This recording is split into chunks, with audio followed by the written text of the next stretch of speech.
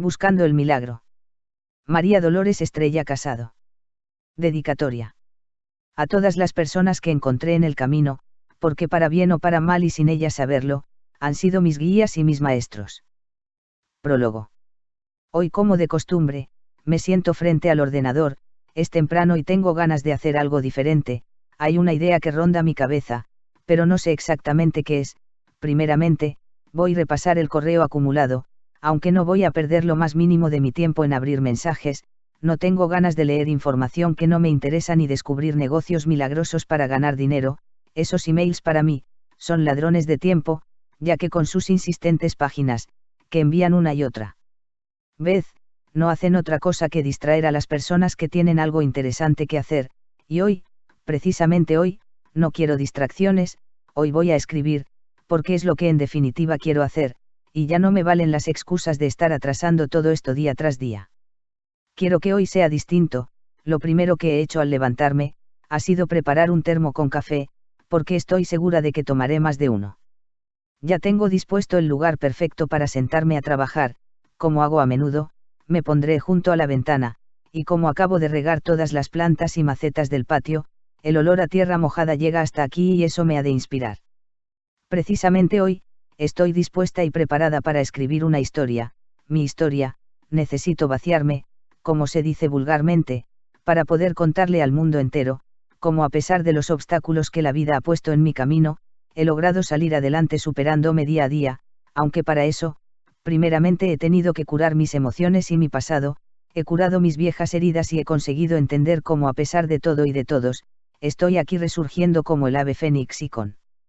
mi experiencia, puedo ayudar a otras personas, porque yo, solamente he tenido que ejercer de canal conductor de esa maravillosa energía que nos une y nos envuelve y que llamamos universo.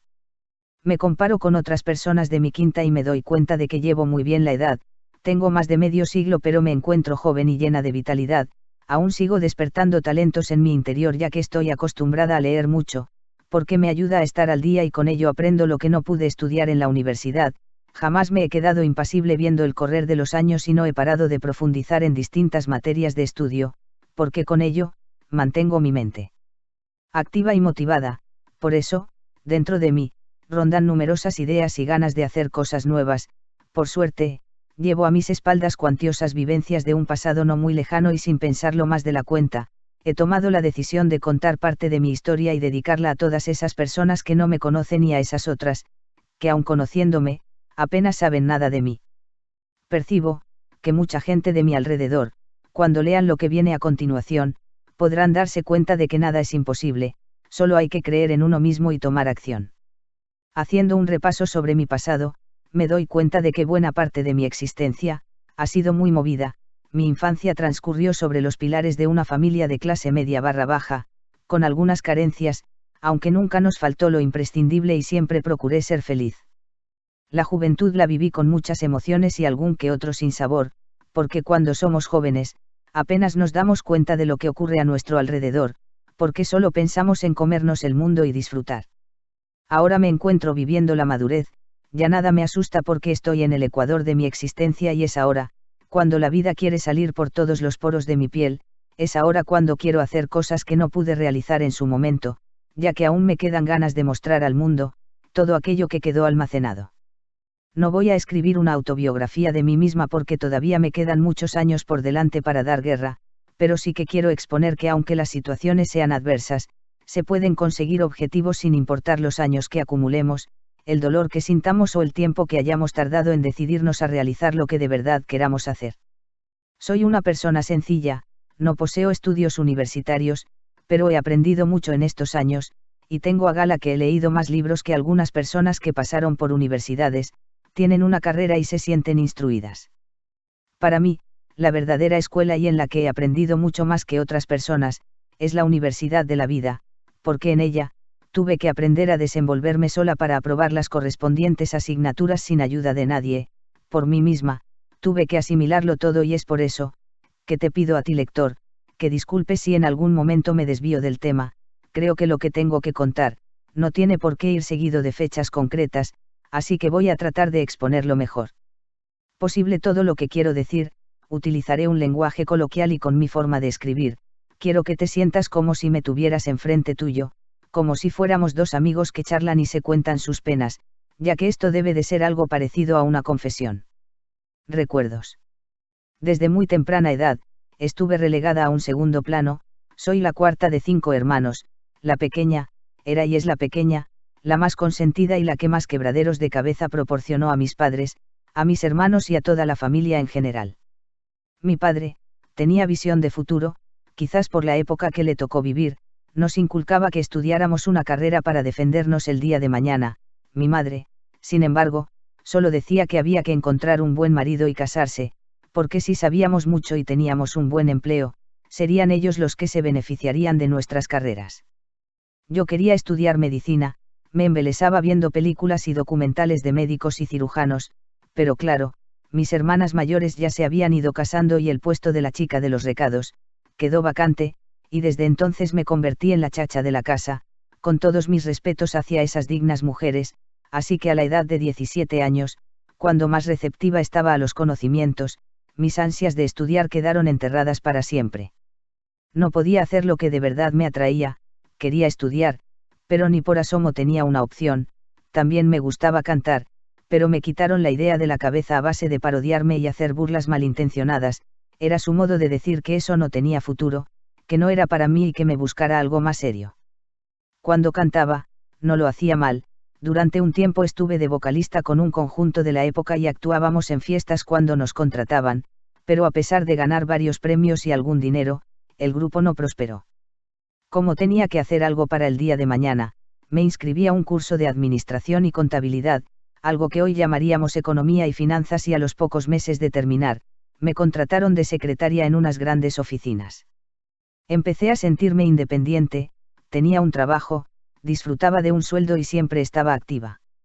Sentirme con dinero propio, hizo que comenzara a hacer cosas que se habían quedado pendientes, como por ejemplo, a mí, me gustaba la pintura, fui a una academia y recibí clases de dibujo, pinté varios cuadros al carboncillo, acuarela y óleo, pero lo tenía como un hobby. El mundo de la belleza también llamaba mi atención y en cuanto pude, me apunté a un curso de esteticista, cuando esa carrera como tal, aún no existía en España. Dicho curso, lo impartían en la antigua sección femenina, ya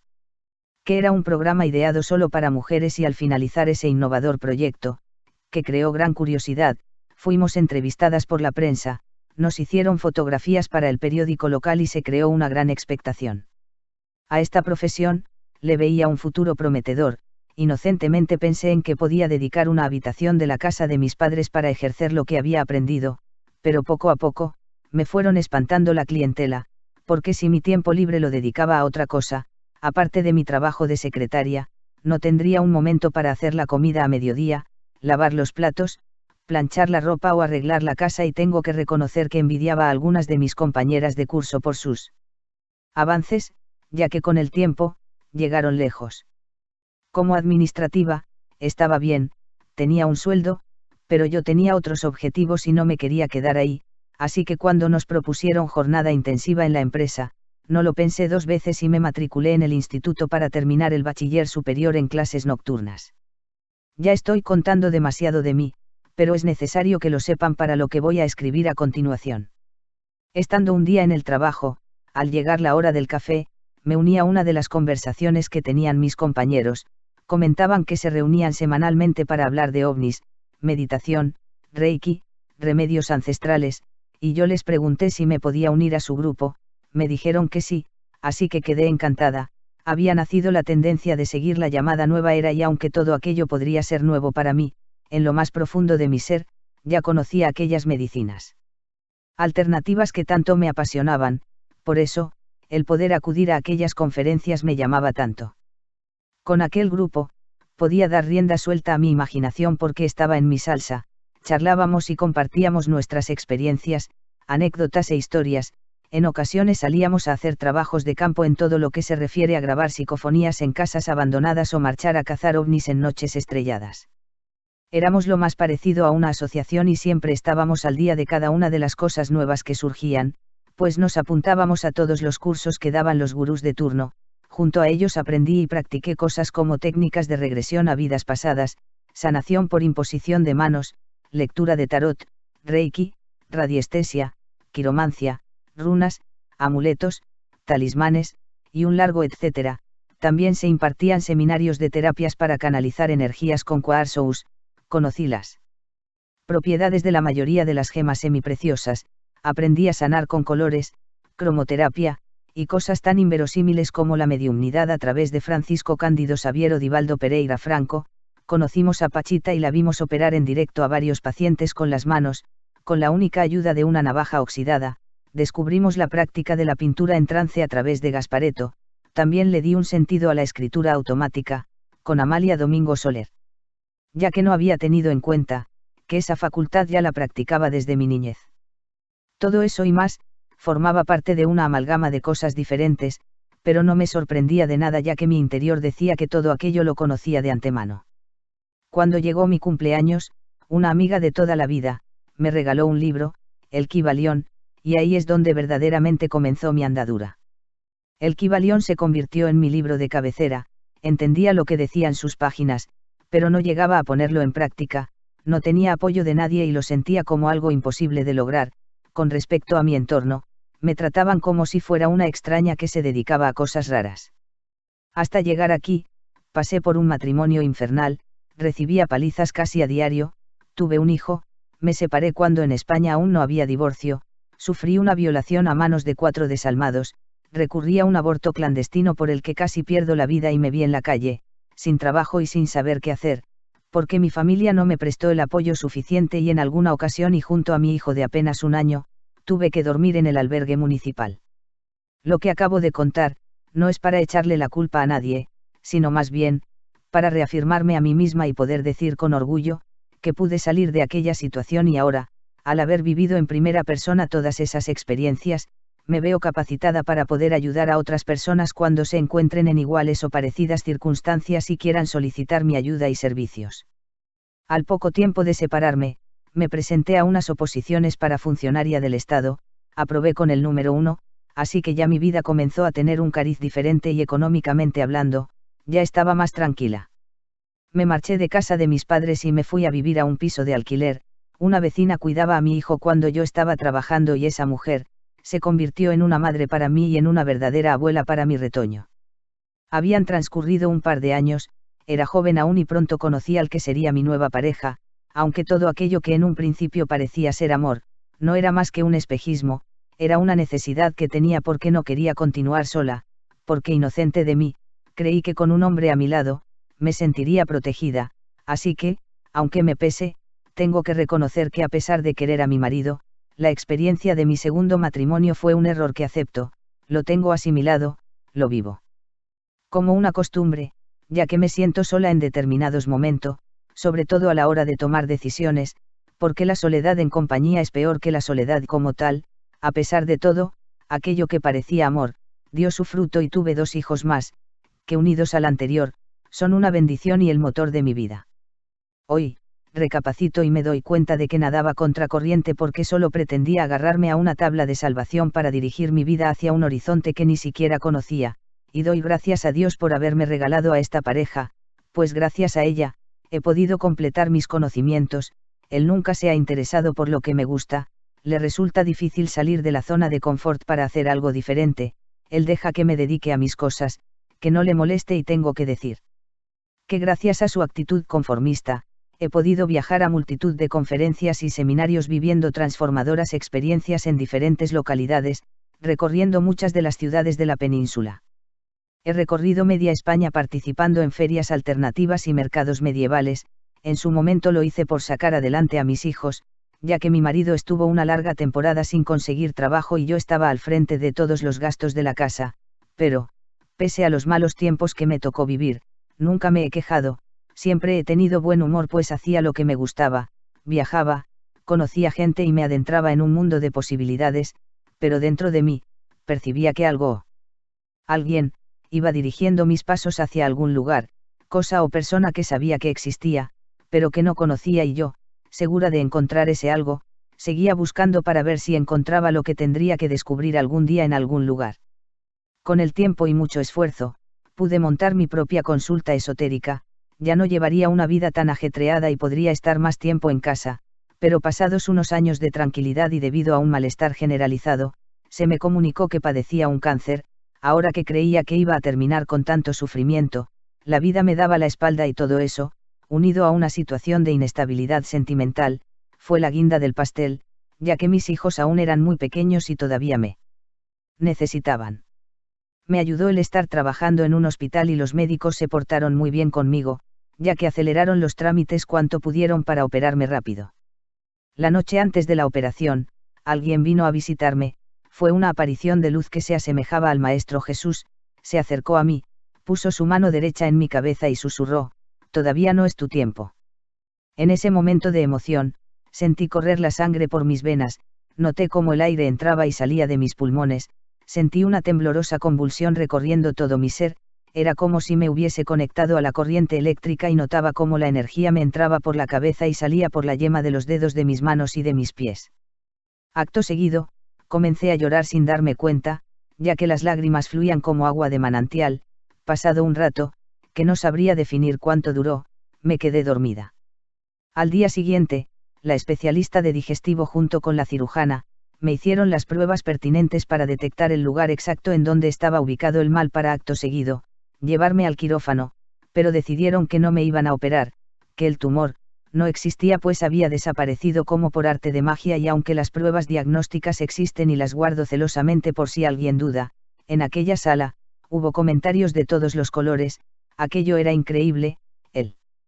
médico de cabecera, me había pronosticado de 6 meses a 1 año de vida pero los allí presentes, dedujeron deliberadamente que todo había sido un fallo en las analíticas de la biopsia. Reaccioné ante esas circunstancias tan benéficas para mí, comprendí que aquello era una señal y comencé a indagar sobre anteriores acontecimientos que había padecido años atrás y lo primero que vino a mi mente, fue recuperar mi antiguo libro de cabecera, lo leí de nuevo e inicié un camino diferente. Continué con mi trabajo habitual, mi mundo había cambiado y por eso me abría nuevas expectativas de futuro y dejé que ese algo o alguien, que maneja los hilos del mundo, me guiara para iniciar el camino que tenía que seguir.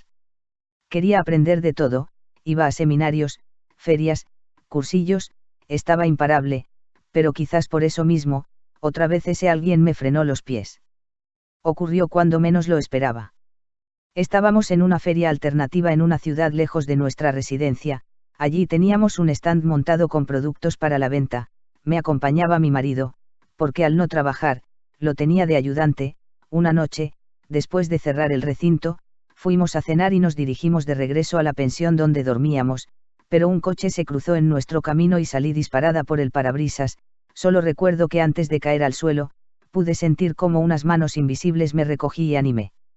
Depositaban suavemente en el arcén de la carretera. Solo tuve unas contusiones, propias del golpe y muchos cristales incrustados en la frente que poco a poco desaparecieron usando la planta de aloe vera. A partir de ese momento y después de unos meses de baja, con rehabilitación incluida, comprendí que aquello había sido un regalo para que yo misma me diera el permiso de reflexionar con respecto a mi actitud. El tiempo que estuve sin trabajar, lo dediqué a estudiar y como acabábamos de comprar un ordenador para los chicos, me decidí a manejarlo mientras ellos estaban en la escuela. Con respecto al manejo de aquel aparato, yo solo sabía escribir a máquina, pero aprendí rápidamente. Internet me abrió un mundo de posibilidades. Mis hijos me enseñaron lo básico pero el resto lo aprendí yo sola a base de equivocarme una y otra vez. Comencé por abrir un correo electrónico y por conocer personas interesantes que elevaron mi autoestima. Tuve la oportunidad de comunicarme con profesionales que vendían sus conocimientos e hice cursos que me hicieron crecer personalmente. Entonces inicié un camino de cambios, tanto a nivel interior como exterior. En esas entremedias, se estrenó la película El Secreto. Tuve que verla más de una vez para darme cuenta de que todo lo que explicaban en ella, ya lo conocía de antemano. Para mí no hubo sorpresas ni me descubrió nada que no supiera ya. Aún y así, compré el libro y lo leí en apenas un día y comencé a atar cabos, ya que todo lo que había vivido hasta ese momento, era mi escuela de vida, mi academia de aprendizaje y una universidad llena de maestros, porque todas aquellas personas que consideraba que se habían portado mal conmigo, ahora las contemplaba desde otro punto de vista. Ahora, voy a tratar de recuperar cronológicamente algunos de los acontecimientos importantes que marcaron mi vida. Puede que se me olvide alguno, pero intentaré recordarlos para explicar mejor todas las ocasiones en las que el destino trabajó para mí. sin que apenas me diera cuenta de ello. Infancia.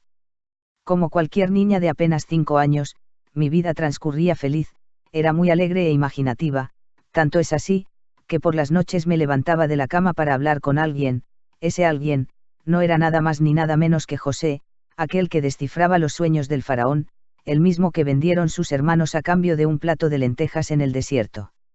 José me contaba historias, me descifraba los sueños que tenía y poco a poco iba asimilando muchas de las cosas que me enseñaba, absorbía esos conocimientos como si fuera una esponja y disfrutaba de aquellos ratos de charla, pero a todo esto, cuando mi madre se percataba de que me había levantado otra vez de la cama, se molestaba, me castigaba y me recitaba una serie de reprimendas diciéndome todo lo que le venía a su cabeza. Yo apenas comprendía por qué me decía esas cosas, no hacía nada malo. Solo sé, que cuando de madrugada me despertaba, salía al comedor y allí estaba José, pero ella.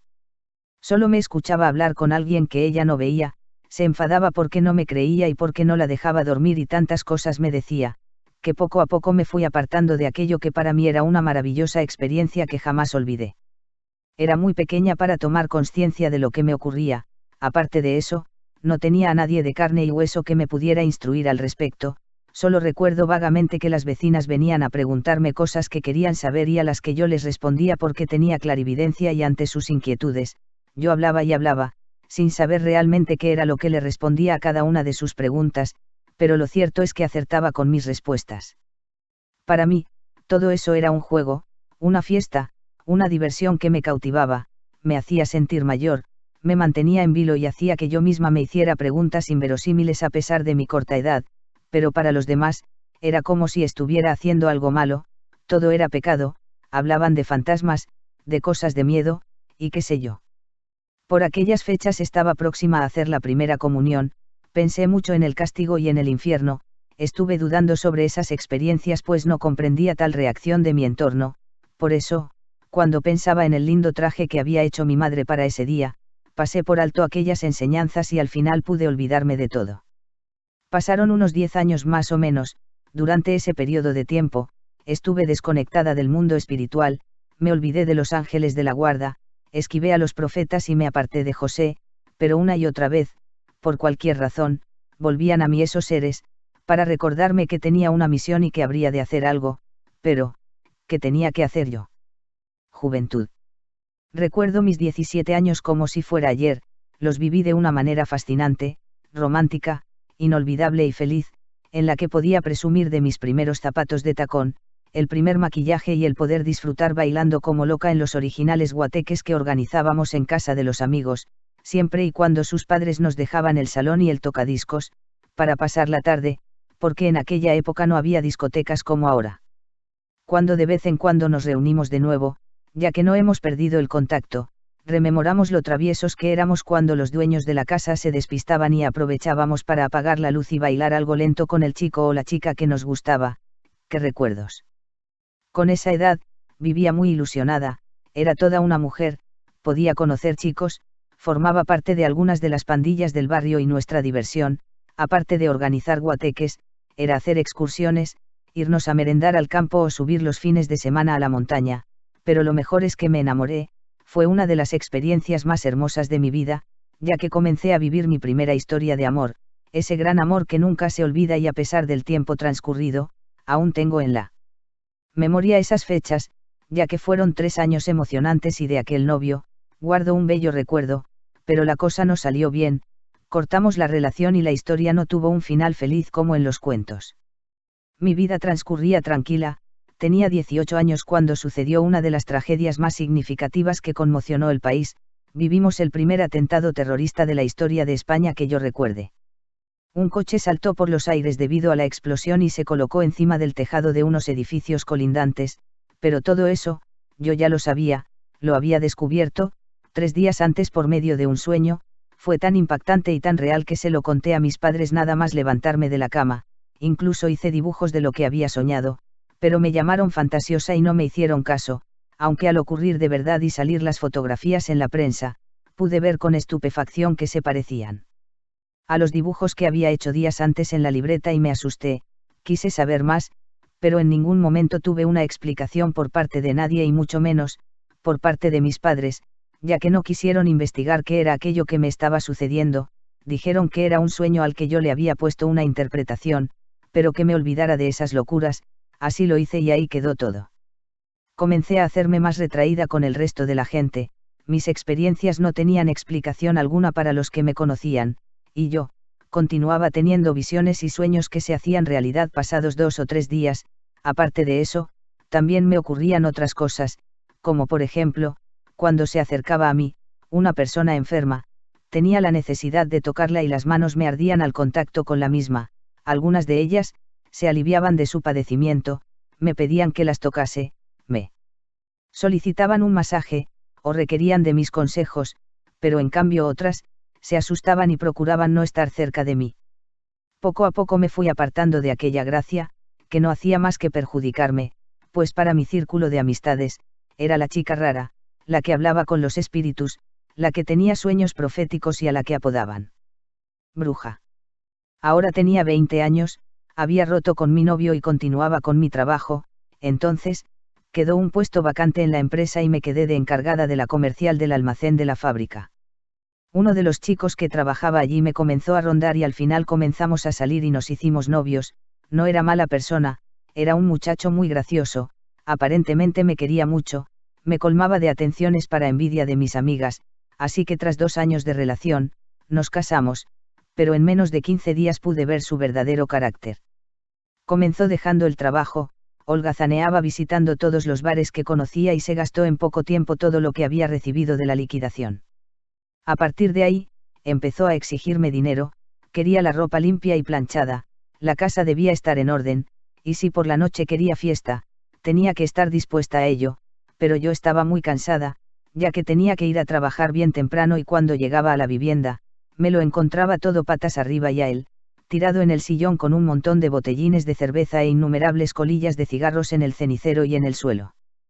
Con solo 21 años, quise separarme, lo denuncié por malos tratos, pero en un país machista por aquel entonces, era impensable la denuncia. Recuerdo un comentario que escuché una vez en la comisaría de labios de un policía: algunas mujeres se merecen de vez en cuando una bofetada. Para mi pena, o alegría, descubrí que estaba embarazada y vanamente pensé que aquello lo cambiaría, pero no fue así. Me atreví a poner las cartas boca arriba, pues no teníamos dinero para salir adelante. No quiero ahondar en la herida, porque si no, esta pequeña historia se convertiría en un libro, que no dudo que haré más adelante, pero lo que sí quiero resaltar, son algunas cosas imperdonables e impensables por las que tuve que pasar. Tras mis palabras, de vez en cuando, mi marido traía dinero a casa, decía que había estado en el puerto descargando cajas, pero no era así. Más tarde descubrí que el mundo donde estaba metido, era en el de la droga y lo supe, porque un día arreglando su ropa, que se la dejaba por cualquier parte, descubrí una china envuelta en papel de aluminio y según me enteré después, aquello costaba mucho dinero, pero como en ese momento no sabía a ciencia cierta lo que era, lo tiré a la basura. La paliza no se hizo esperar cuando descubrió que había tirado su mercancía a la basura, como en una niebla. Recuerdo los golpes que recibí, fue tan grande la paliza que me propinó, que me partió el labio superior y me hizo saltar 4 muelas del maxilar inferior, por lo que estuve varios días sin poder salir a la calle ni para comprar el pan. Lloré de intenso dolor y rabia porque no me podía defender, pero también de pánico, estaba totalmente amedrentada porque esa no era la persona con la que yo me había casado y ahora estaba embarazada y me quedaban solo 2 meses para dar a luz. Tuve que ir al hospital a curarme las heridas. Por desgracia, para las muelas no hubo remedio, y para el daño moral tampoco, pero a pesar de la denuncia y de que tuvo que dormir 3 noches en comisaría, tuve que agachar las orejas e ir a rescatarlo, perdonarlo y retirar la denuncia, porque de lo contrario, tendría que pagar su estancia y yo no tenía dinero suficiente para mantenerlo en los calabozos.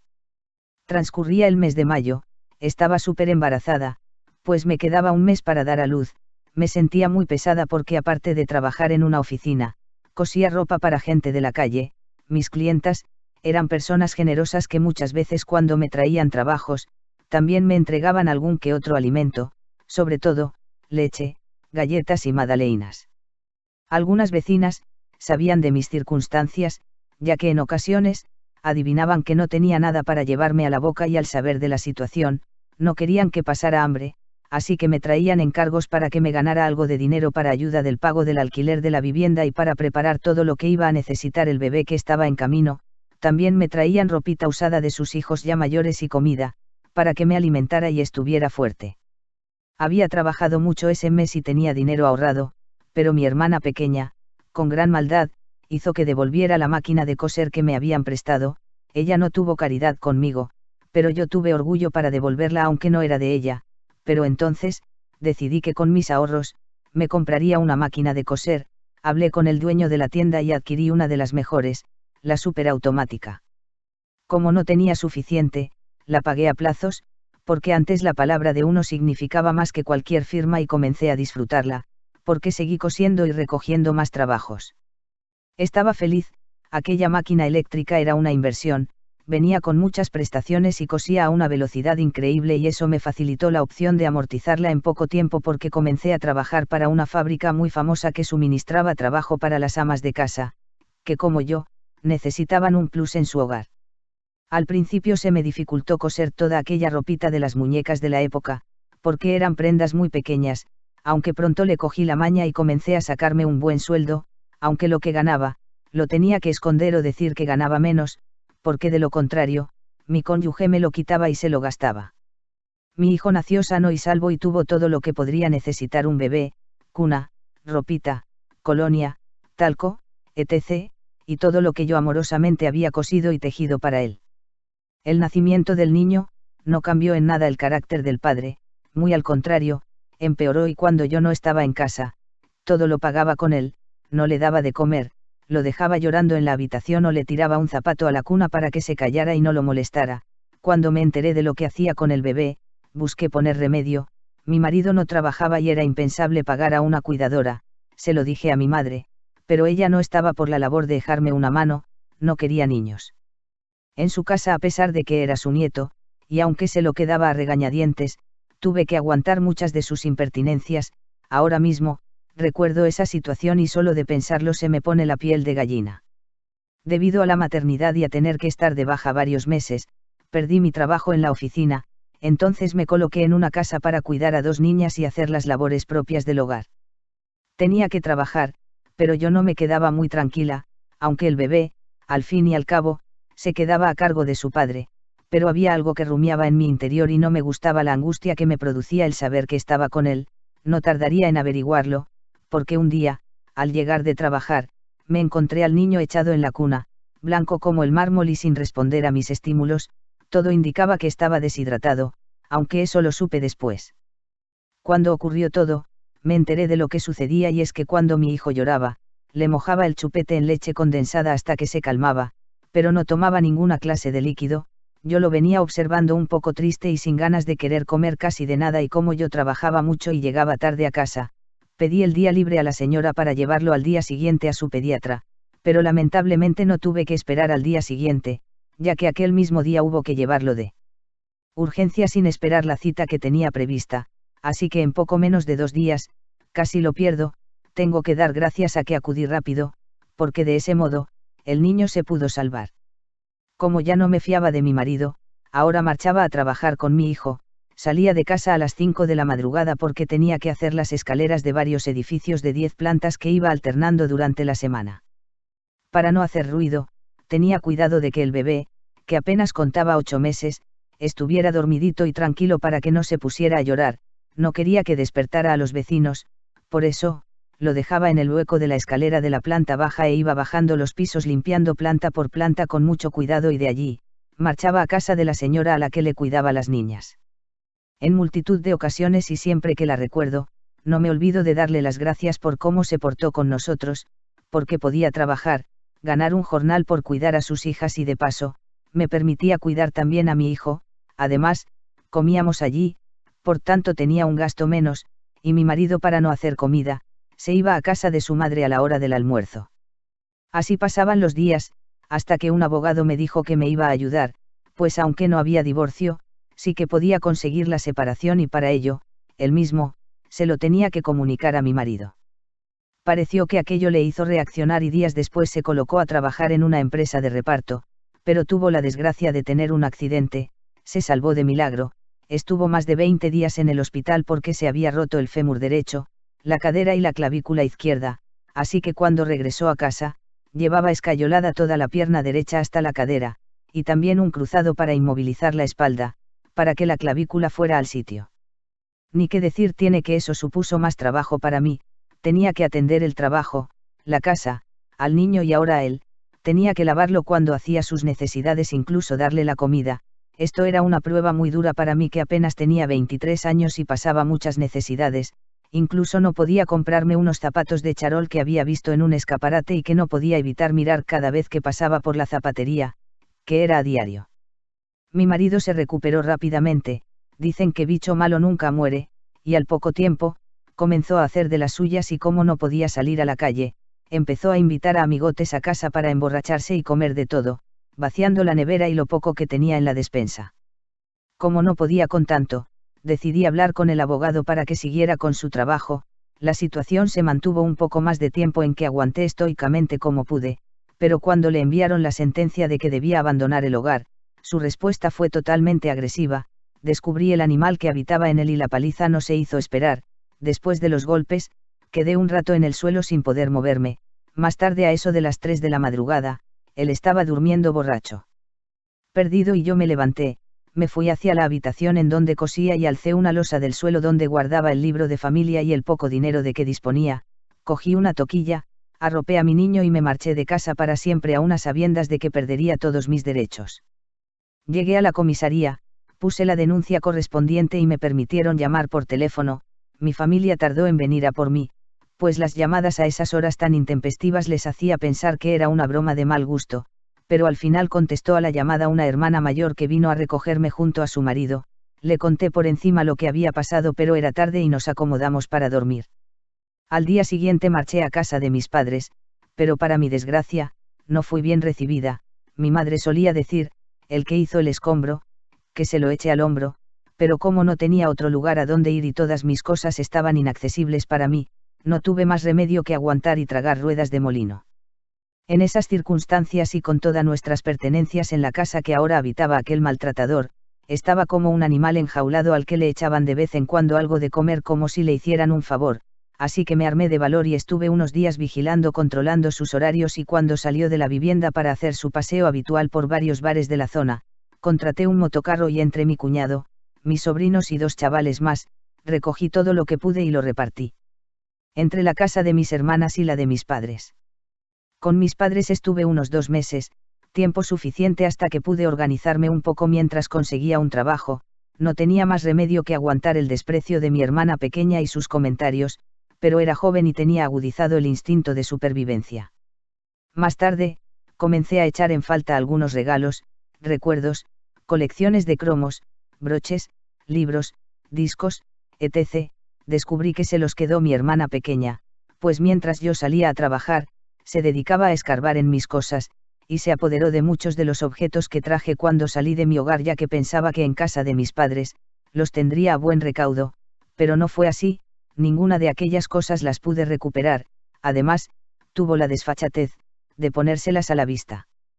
Como por ejemplo, un broche con forma de ratón al que yo le tenía gran estima. Ese broche fue un regalo de mi hermana mayor, a la que considero como una madre, porque prácticamente, fue ella la que nos crió a todos por ser la primera que nació. También me faltaron unos cromos que tenía en una caja de lata. No tuvo suficiente con apoderarse de ellos, sino que los recortó para hacer un cuadro, y cuando lo vi colgado en la pared, supe de dónde había salido esa composición.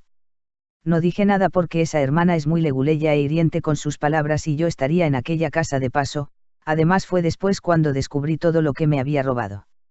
Entré a trabajar a un supermercado a las afueras de la ciudad. Tenía a mi cargo el puesto de helados y palomitas de maíz. A pesar de mi sufrimiento, procuraba no mostrar una mala cara. Era joven, estaba muy guapa y siempre me expresaba con una sonrisa. Solía ser amable con el público, ya que de eso dependía mi contrato, porque me hacía falta el trabajo y claro, con 22 años, tanto mi porte como mi larga cabellera, llamaban la atención allá por donde pasaba. Cuando terminaba la jornada, volvía de trabajar cerca de las 12 de la noche, pues había más de 1 hora de camino más el trayecto hasta el autobús y después, el de llegar a casa. Lo primero que me encontraba era a mi niño llorando porque había que cambiarle los pañales o porque le tocaba el biberón, y a mi hermana pequeña, no le gustaba hacerlo porque le daba asco, pero yo callaba y lo arreglaba todo sin rechistar porque no tenía otro sitio a donde ir. En el trabajo estaba contenta, podrían hacerme un contrato indefinido pues era muy simpática con la clientela y habían subido las ventas y con ello, me ganaba una buena gratificación, aparte de las propinas, pero uno de los jefes del supermercado, al saber que estaba separada, que eso era pecado en aquella época, se me insinuó mientras estaba en la nevera recogiendo el género, cuando vi que cerró la puerta por dentro y que se abalanzaba sobre mí, me convertí en la diosa Lakshmi, porque se me multiplicaron los brazos y las piernas y comencé a defenderme a capa y espada.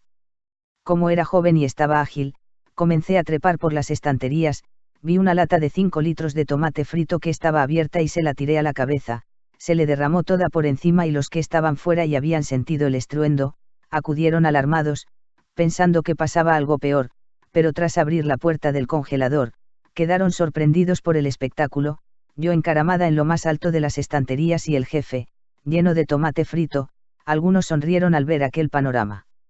Ya que era de chiste ver al gran jefe gruñón chorreando con toda aquella salsa roja de tomate por encima y eso hizo que se sintiera humillado ante sus trabajadores. Me tuvieron que ayudar para bajar, aún no sé cómo subí hasta lo alto, y él, me acusó de provocarlo, para eso era el jefe, y acto seguido me despidieron de la empresa por su causa, no sin antes sentenciarme con un, me las pagarás. Cuando lo conté en casa, todo fueron malas caras y la respuesta de mi madre fue, algo habrás hecho y sin más, me quedé todo el día en la habitación, pensando en qué iba a hacer al día siguiente para subsistir. A la mañana siguiente cuando me levanté, salí de nuevo hacia el supermercado para cobrar la liquidación de aquellos 2 meses y cuando tuve el dinero en mi poder, entré al despacho del director, estaban todos los jefes reunidos y dirigiéndome a ese personaje en cuestión, le dije, su madre será una santa, pero usted es un hijo de la grandísima vaca. Acudieron a mi mente todos los insultos habidos y por haber, me desahogué a conciencia, me quedé a mis anchas y aún hoy, pienso en cómo pude gritarle tantos improperios malsonantes, cómo podían salir de mi boca tantas palabrotas que eran más grandes que yo, y así seguí así un rato hasta que vinieron los guardias de seguridad y me sacaron de allí. Salí del centro totalmente satisfecha por la hazaña que acababa de cometer y ahora con el dinero en el bolsillo, lo primero que se me ocurrió, fue ir a por ese par de zapatos de charol que me tenían enamorada desde hacía tanto tiempo, aparte de estar en la situación de verme sin trabajo, era joven y me atrevía a todo, así que caminé distraída con un montón de proyectos en mente y pensaba solamente en llegar pronto a la ciudad para acercarme a la zapatería, porque aquellos zapatos de charol tenían que ser míos, me estaban llamando cada día porque me estaban esperando muchos meses. Continué mi itinerario con firmeza, emprendiendo el camino para coger el autobús, pero para eso tenía que cruzar un famoso descampado al que ya estaba acostumbrada, a lo lejos vi a unos individuos que no parecían de fiar, pero era temprano, apenas llegaban a ser las 12 del día, el sol brillaba, pensaba en mi futuro con optimismo y seguí mi camino tranquilamente, al pasar por el lado de aquellos chicos, apenas me miraron y me dejaron pasar sin hacer ningún movimiento extraño, pero cuando me confié, se abalanzaron sobre mí, me sujetaron y fui sufriendo una violación tras otra, hasta quedar maltrecha en el suelo, con el vestido y la ropa interior destrozada, el cuerpo magullado, llena de tierra, con un desconsuelo difícil de olvidar y una rabia e impotencia humillante, después salieron huyendo como lo que eran, unos cobardes que acababan de cometer una atrocidad. Había quedado tirada en el suelo, me incorporé como pude, me apoyé en un árbol y rompí a llorar amargamente, hasta que acertó pasar por allí una persona que paseaba a su perro y al verme en ese estado, me preguntó que qué había ocurrido, yo no podía hablar, me eché a llorar de nuevo y él se percató enseguida de que me acababa de suceder algo desagradable. Esa persona se convirtió en mi salvador, lo vi como si fuera un ángel guardián que alguien había puesto en el camino, aproximó su coche hasta donde yo estaba, se acercó a una gasolinera para que entrara al servicio y pudiera arreglarme un poco, me trajo una taza de tila para que la tomara y me serenara, la tomé en el coche porque no me encontraba visible y cuando ya estaba más tranquila, me llevó a un comercio donde me compró un vestido y ropa interior, pues me lo habían destrozado todo. Recuerdo que se equivocó de talla y me hizo sonreír, acto seguido, me acercó a casa, no sin antes darme su tarjeta por si algún día necesitaba algo de él. Ya en casa, entré en el cuarto de baño, llené la bañera y me di un baño eterno, llegué a restregarme tanto la piel, que incluso me hice daño, ya que me sentía sucia por lo que me acababa de suceder, Me sentía culpable aunque no tuviera la culpa, pero en esa época era impensable denunciar. ¿Qué iba a denunciar? ¿A quién iba a denunciar? Vivía en un país machista quizás por la época, además, el pez grande siempre se comía al chico y en ese momento, no podía discernir claramente lo que me había ocurrido y el porqué. Una vez duchada y compuesta, miré el bolso, respiré tranquila porque no se habían llevado el dinero. Más tarde supe que aquello había sido una venganza de aquel jefe ya que le había pagado a aquellos agresores para que cometieran aquella atrocidad. En ese momento comprendí que la vida te puede cambiar de un momento a otro, agradecí al cielo por estar viva y con más agallas que nunca, salí a la calle con la frente bien alta y me dirigí directamente a la zapatería para comprarme los zapatos de charol que todavía estaban esperándome. Con el resto del dinero, quería ir a buscar un piso de alquiler a un precio económico. Pasé por una inmobiliaria que anunciaba varios pisos en el escaparate, y para mi sorpresa, allí estaba la persona que me había salvado días antes. Por eso pienso que las casualidades no existen, son causalidades. Me atendió amablemente, sin hacer mención a cómo me había encontrado días antes, me presentó a su esposa que trabajaba con él y nos hicimos muy amigos. Esa amistad aún perdura y de vez en cuando quedamos para tomarnos un café y charlar de cómo van nuestros asuntos. Una vez arreglado el contrato, con todos los papeles en regla y las llaves en la mano, me fui del hogar de mis padres para comenzar una nueva vida y en cuanto pude, me llevé todos los enseres que tenía repartidos entre la casa de mis hermanas y aunque eché de menos muchos recuerdos con gran valor sentimental, pensé que más valía eso que perder mi vida. Yo estaba feliz y el destino ya se ocuparía de pasarle la factura a la que habían metido mano en mis pertenencias. Una mujer a la deriva. Comencé de nuevo en una vivienda sita en un barrio de la ciudad, con gente humilde, trabajadora pero sobre todo servicial. Cuando se enteraron de mi caso, pasé a formar parte de la comunidad y entre todos me ayudaron para que pudiera sacar adelante a mi hijo. Mi trabajo era limpiar casas, coser, hacer de canguro los fines de semana y como había aprendido a tapizar en los cursillos que daba el paro en aquella época, arreglaba pequeños desperfectos de sillas y cabeceros de cama. Además, para que me alcanzara el presupuesto, me anoté en la lista de la Cruz Roja, ya que ofrecían un servicio de acompañamiento para atender por las noches a pacientes enfermos en diferentes hospitales de la capital o en sus casas. Pagaban medianamente bien y aunque era mucho el trabajo, me ayudaba la edad, disfrutaba de una gran energía y tenía ganas de salir a flote. Además, como había que abonar todos los meses el alquiler de la vivienda, la luz, el agua y todos los gastos que conlleva llevar una casa hacia adelante, no me paraba a pensar. Aparte de esos gastos, le pagaba a la vecina que se encargaba de cuidar a mi hijo y no me quedó otro remedio que multiplicarme y salir del apuro. Una noche, estando en el hospital cuidando a un enfermo, me enteré por la enfermera de la planta, que se iba a impartir un curso de 6 meses para obtener el título de auxiliar de enfermería, pudiendo hacer las prácticas en el mismo lugar. Ella me había observado cómo trataba a los pacientes, y por eso pensó que me podía interesar y puesto que no tenía un trabajo fijo, debería de inscribirme, y yo, ni corta ni perezosa, me anoté en la lista, porque de sobra sabía que a mucha gente no le gustaba ese trabajo y yo era la candidata ideal, porque aunque había que trabajar los días festivos, lavar a enfermos, ver sangre y convivir entre numerosas miserias humanas, no todas las personas están preparadas para ese menester, pero a mí, aparte de gustarme esa profesión, era una oportunidad que se me presentaba, ya que necesitaba trabajar, ganar un sueldo, salir adelante, etc. Por eso, no me lo pensé 2 veces para ir a rellenar la inscripción y para mi satisfacción, fui aceptada. Tenía pendiente una oposición a la que me había inscrito meses antes, porque se generaron varias plazas de personal subalterno en el hospital y tenía que presentarme a 3 pruebas. Aparte de eso, el curso de auxiliar de enfermería estaba por comenzar, así que ocurrió todo a la vez. Cuando comenzó el curso, pasé unos días raros. Empecé por sentirme mareada y tener náuseas casi a diario. Inocentemente, lo achaqué al ambiente que se respira en los hospitales, pero para mi estupor, la violación había dejado su huella y acabé por darme cuenta de que estaba embarazada.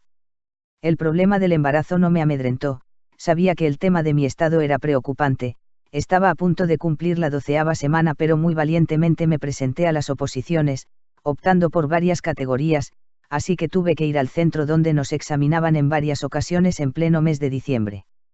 Ya he dicho antes que era muy valiente y atrevida pero ahora tenía miedo, no tenía trabajo y a dónde iba a ir con un niño más. Además era un hijo no deseado, fruto de unos crueles desconocidos, jamás sabría quién era el padre, y si traía alguna enfermedad. Aparte de todo eso, mi familia no me apoyaba, como vivía en otro sitio, me consideraban independiente y me volvieron la espalda y de golpe y porrazo, me sentía aterrorizada, sola y desvalida.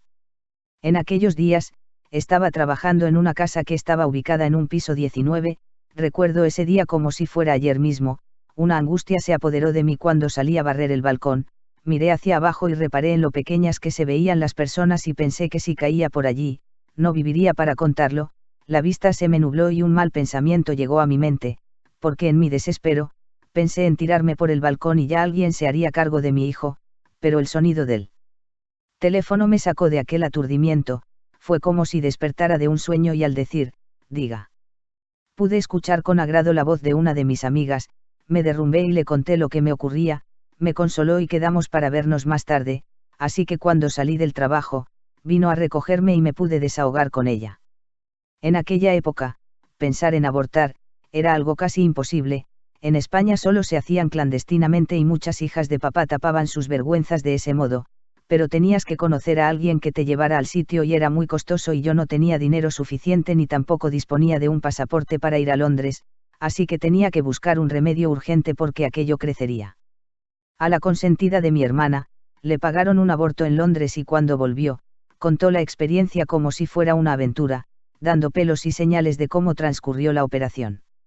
Lo que ella no supuso, es que el dolor y la pena que sintió mi padre al haber dado el dinero para cometer un crimen, lo llevó a la tumba, pues era una persona muy creyente y con gran temor de Dios. Los días que mi padre estuvo solo, mientras la pequeña y mi madre estaban en Londres, mi hermana mayor y yo le visitábamos a diario para hacerle compañía, pero uno de esos días, con lágrimas en los ojos, confesó que me quería mucho, casi más que si hubiera sido hija suya, que era su ojito derecho pero que lamentablemente, no era su hija biológica y que por favor, guardara el secreto hasta que faltaran ellos dos. Esto supuso un golpe bajo, porque jamás lo habría imaginado, pero supe guardar el secreto hasta un par de años de fallecidos los dos. Comprendí el desprecio de mi madre y la actitud de algunos de mis hermanos, pues siempre quedaba relegada a un segundo plano, sentía el rechazo, sufría pero callaba porque tenía una promesa con mi padre, pero cuando pasados 35 años,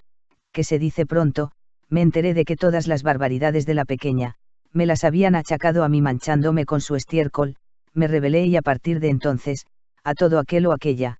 que me comentaba algo, le decía la verdad, una verdad que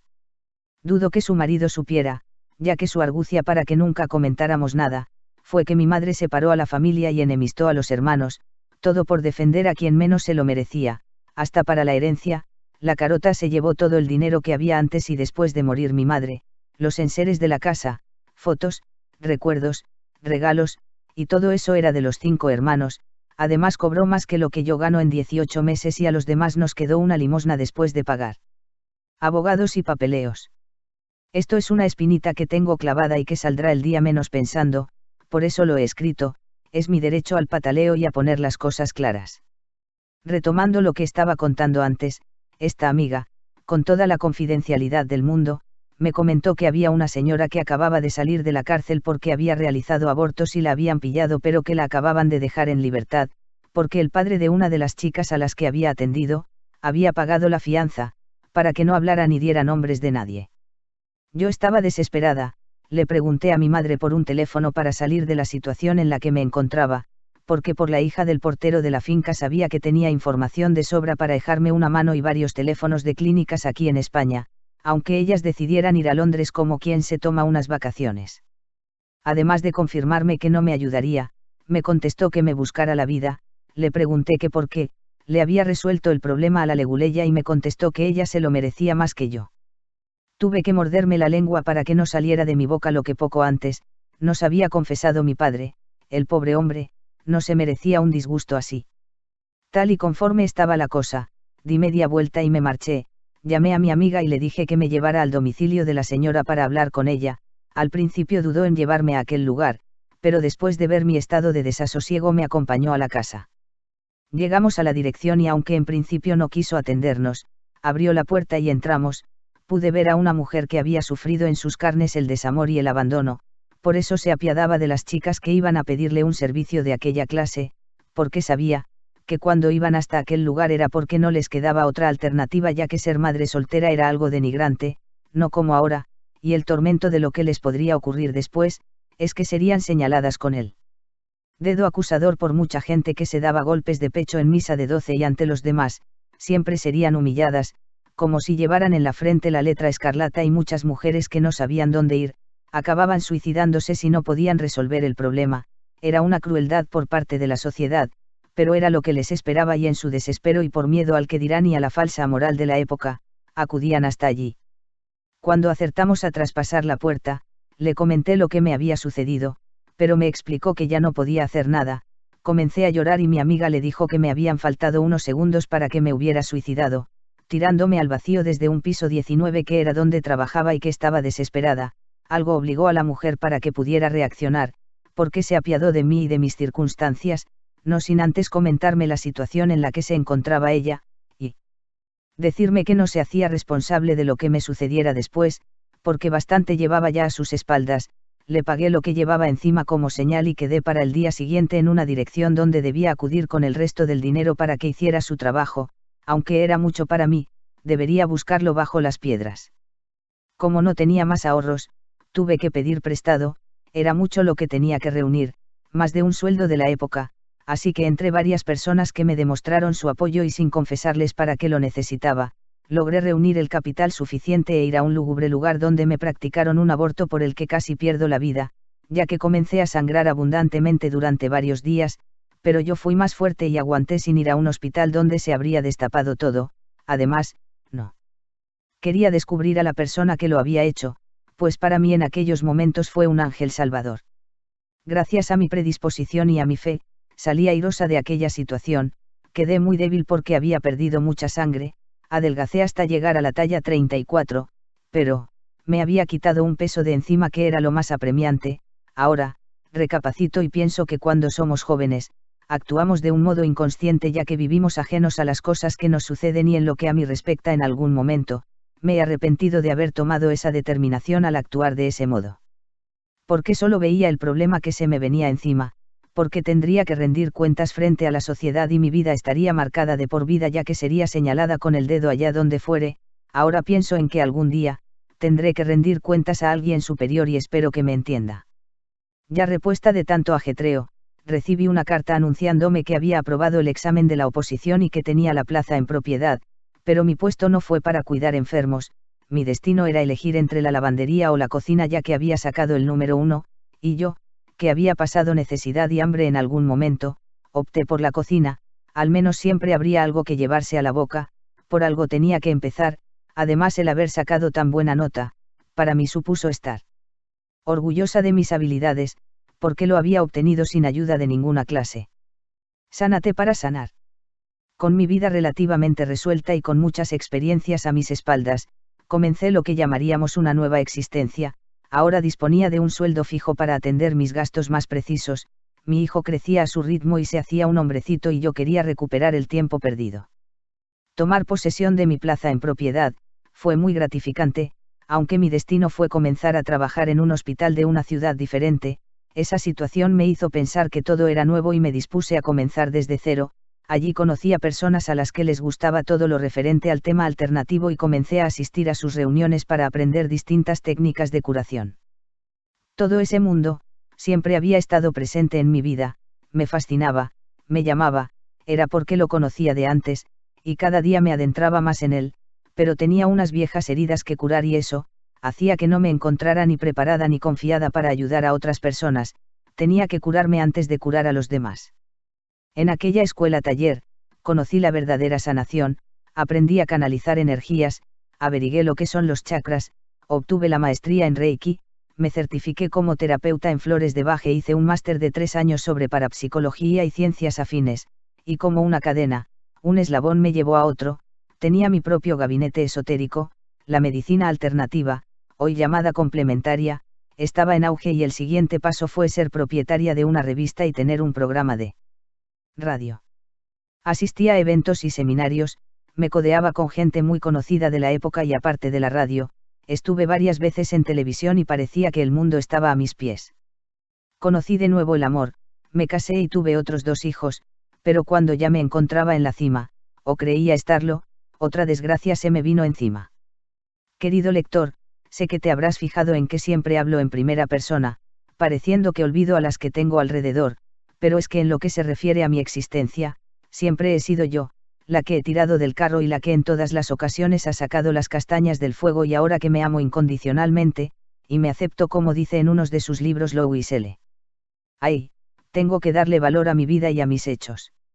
Retomando lo anterior, tengo que contar cómo era la situación en la que vivía junto a mi familia. Teníamos un piso casi totalmente pagado, 2 vehículos y una vida cómoda. Disfrutaba con mi trabajo en la cocina y con mi gabinete de crecimiento personal. Mi marido también trabajaba y la economía era satisfactoria, pues podíamos gastar sin grandes preocupaciones.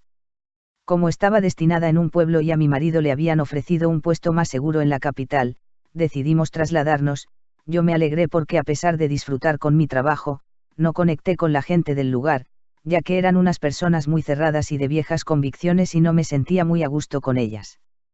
Por el tema de la vivienda, el director del banco nos asesoró para poder ponerlo en venta y sacar unos fondos para comenzar otra vida en la capital, pero no fue así. Aquel director nos había hecho una estafa con las famosas cédulas hipotecarias y nos quedamos sin vivienda y sin dinero. Además, el jefe de mi marido se marchó con el sueldo de todos sus trabajadores, dejándonos en la calle sin más opción que el paro, y estaban muy cerca las fiestas navideñas. No tuvimos otro remedio que alquilar un piso y continuar, no nos quedaba otra alternativa. Mi marido quedó sin trabajo, vendimos los coches y comenzamos desde cero otra vez. Ante esas expectativas, mi mundo espiritual, con el que tanto disfrutaba, y que tantas satisfacciones me había regalado, se fue por la alcantarilla. Ahora tenía que trabajar duro, doblaba turnos casi a diario, incluso cuando llegaban fiestas señaladas, y mientras, como si no pasara nada, mi marido se quedaba en casa al cuidado de los niños delante del televisor. Como la situación financiera estaba tan mal y los bancos no daban créditos, los alquileres comenzaron a subir y la dueña de nuestro piso aumentó la mensualidad. De momento no pudimos hacer otra cosa que claudicar, pero yo me aferré a algo que existía más allá y pedí salir de aquel laberinto, pues pagaba más del 80% de mi sueldo de alquiler. El resto lo tenía que sacar de los trabajos extras que hacía. Mi marido no se inmutaba, solo decía que qué íbamos a hacer, que no había otra cosa, que ya veríamos, pero yo insistía diario, porque cuando se cierra una puerta, se abre una ventana. El cielo me escuchó y encontré un piso más grande, más aireado y con un local por menos de la mitad del precio que estábamos pagando. Eso para mí era un regalo del cielo. Algo o alguien me había escuchado y me lo había puesto delante. Sin consultar con nadie, hice el contrato y comencé a hacer la mudanza, y en poco menos de 2 meses, ya estábamos disfrutando de la nueva vivienda. Los niños estaban contentos, tendrían una habitación para cada uno y yo estaba satisfecha, porque aquella casa tenía luz, tenía patio, tenía balcones y tenía un local en donde iba a poder ejercer de nuevo mi pasión por ayudar a los demás y sacar un sobresueldo. El local era amplio, tenía distintos compartimentos que se prestaban para poder atender a las personas que venían en búsqueda de una sanación o de una consulta de tarot. También atendía a quienes venían a comprar algo diferente, ya que disponía de una tienda esotérica con detalles para regalo muy originales, y como disponía de un gran salón al fondo, también enseñaba y hacía formaciones. Ahora, era yo la maestra. Mi evolución llegó a más, estudié y me certifiqué en técnicas de regresión e hipnosis, con lo que empecé a practicar a conciencia. También añadí un máster en remedios ancestrales y plantas medicinales. Continué alternando con personas que me llevaron a conocer técnicas tan innovadoras como la cromoterapia, cristalterapia, aromaterapia, fangoterapia, etc., y fue en esa última disciplina donde conocí a la persona que más me enseñó sobre cómo poder ejercer esa profesión que para muchos está degradada, y que no es ni más ni menos que la de curandera, donde solo se cobra la voluntad.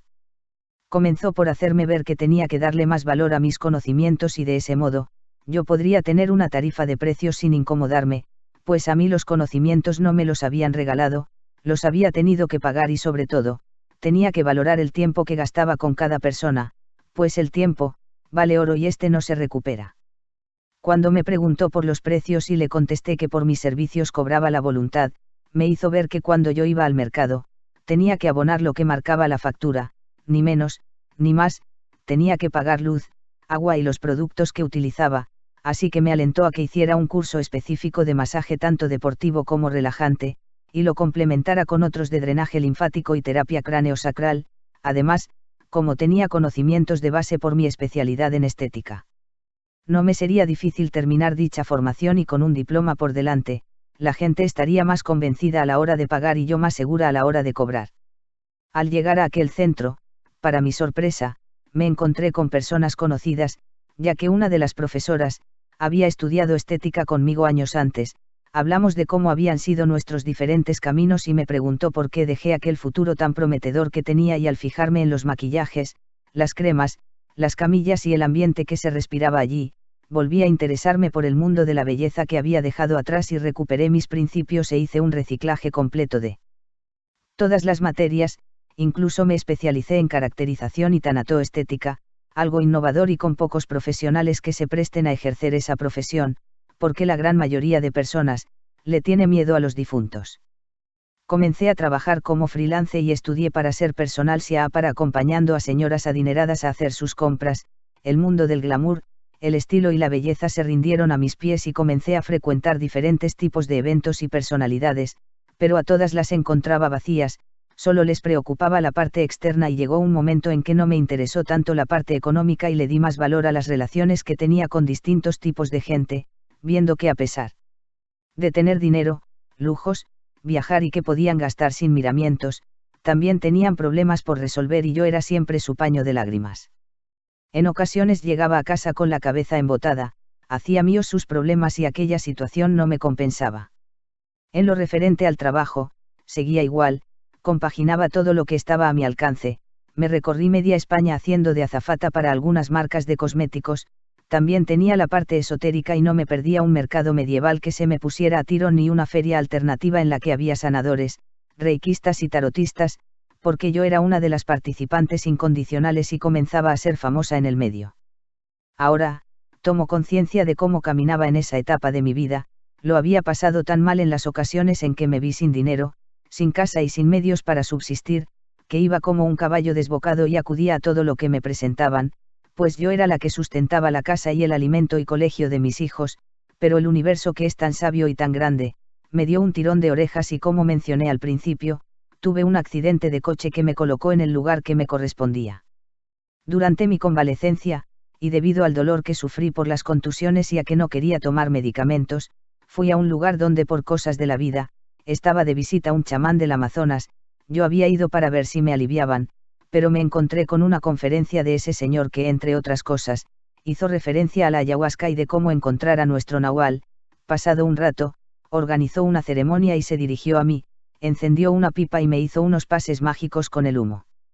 Me hizo inhalarlo por la nariz y de pronto, sentí que estaba sola en el recinto, visualicé o me convertí en un águila, aún no lo sé, pero este señor me aseguró que era especial, que tenía que retomar mi camino, que me limpiara, que me sanara y que sanara a tanta gente necesitada de limpiarse y de sanarse. Me dijo que era un espíritu viejo, que tenía muchos conocimientos, que traía muchas vidas acumuladas y que el sufrimiento no era tal sino que eran experiencias que había querido sufrir en esta existencia para purificarme y avanzar en mi camino espiritual. A pesar de todo este gratificante discurso, el tema del dinero no lo tenía asimilado, pero me dijo, que a mí vendrían a poner una semilla y que tiempo después, recogería la cosecha, así que para estar conforme conmigo misma, surgió un curso de coaching, que me hizo reconocer dónde estaba y a dónde quería llegar. Vi claro que todo lo que había estado haciendo hasta entonces, era coachear a las personas, pero sin un diploma de por medio, ni nada a lo que la gente me pudiera tomar confianza al verlo, porque para nuestra ignorancia y para muchos de nuestros clientes, un simple papel, da crédito al profesional. Eso reforzó mi autoestima y mi crecimiento personal. Aparte, fue una época en que leí muchos libros, todos enfocados al mismo tema, el de la superación personal y profesional. Habían transcurrido apenas 3 meses cuando se convocó una nueva oposición para diferentes plazas de auxiliares de enfermería. Era mi oportunidad y aunque no tenía puntos por haber trabajado en ese estamento, me presenté a las mismas y ante la sorpresa de mucha de la gente que llevaba años ejerciendo, yo saqué plaza y ellas, no. En cuestión de trabajo, había conseguido lo que quería, ya tenía una relación directa con los enfermos y eso me satisfacía. Además, Todas las circunstancias negativas que se habían presentado en mi existencia, me habían conducido a la inteligente opción de adquirir más conocimientos y ahora me sentía preparada para que mi camino fuera diferente y comprendí que está claro que cuando el alumno está preparado, aparece el maestro y en mi vida, el maestro apareció en distintas ocasiones por activa y por pasiva, y no me soltó de la mano, hasta que me convencí del todo, de cuál era mi camino a seguir y mi trabajo a desempeñar. Madurez. Cuando me repuse y comprendí a lo que había venido, quise sacar al exterior, mucho de lo que tenía guardado en el interior, escribí y edité varios libros y otros los tengo guardados en un cajón o en la carpeta del ordenador, todos hablan de lo mismo pero desde diferentes puntos de vista. Para mí, escribir es una extraordinaria terapia, ya que hace que me sienta yo misma y que convierta mis más tristes experiencias en aprendizajes para otras personas, para luego poder ayudar a tantos semejantes que están perdidos porque creen que son únicos y que esas cosas solo les suceden a ellos. He profundizado en el coaching haciendo varios cursos más, porque la vida evoluciona y hay que estar al día con respecto a las personas que vienen a mí buscando ayuda, porque cada vez nos encontramos en la vida con diferentes obstáculos para alcanzar nuestras metas, y como cada persona es diferente, tengo que saber de qué modo puedo ayudarlas mejor. Ya comenté antes que el Kybalión y el secreto, fueron un antes y un después en mi vida, por eso quise ser formadora oficial de la Universidad de El Secreto y ya ostento los 3 niveles, además de que he accedido a casi todos los cursos adicionales que nos imparten para adquirir más conocimientos y con ello, tener una mejor preparación.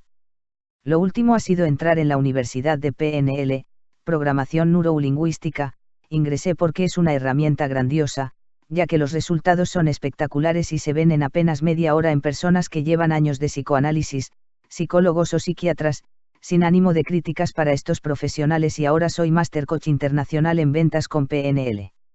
Actualmente, aparte de mi trabajo de hospital, mantengo mi gabinete para la ayuda directa y personal, pues tengo clientela que así me lo pide desde hace más de 18 años, además doy conferencias, talleres, cursos y seminarios online, ya que eso me permite estar en casa más tiempo y hacer lo que me gusta con una dedicación plena.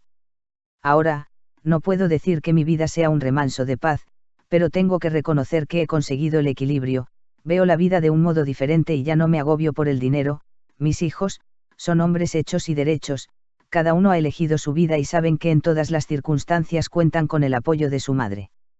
Sigo teniendo mi gabinete de terapias complementarias y en ese pequeño local, cualquiera puede recibir aquello que vaya buscando, unas veces es un masaje, otras vienen a contarme un problema matrimonial, en ocasiones quieren un lifting facial porque van a asistir a un evento, una boda o un bautizo y necesitan una sesión de radiofrecuencia, cuando vienen las fiestas locales, maquillo a las bellezas para que estén más guapas si cabe, ya que tienen que estar radiantes e impecables durante todo el día, otras veces te piden una consulta de tarot, un drenaje linfático o una sesión de Reiki, es decir, a cada cual le doy su medicina, porque a lo largo de mi vida he acumulado conocimientos y experiencias suficientes, por lo que estoy dispuesta y preparada para compartir con todo aquel o aquella persona que venga a mí. No soy una supermujer, soy una persona nada más, y nada menos, hoy he comprendido mi misión en la vida, y mi cometido no es otro que atender a todas esas almas perdidas que hay por el mundo, y aunque muchas personas se extrañan por qué no defino lo que hago, yo me pregunto, ¿qué hago? Si sé hacer de todo o de casi todo, tengo un arsenal de conocimientos a la disposición de la persona que va buscando algo y siempre les repito a quien me pregunta que cada cual recibe su propia medicina, siempre se llevan un masaje o un maquillaje con consejo, una sesión de Reiki con una lección donde la persona llora y se desahoga, y como cada cual busca algo, les ayudo a encontrar lo que van buscando y siempre termino las sesiones diciéndoles: el milagro existe, el milagro eres tú.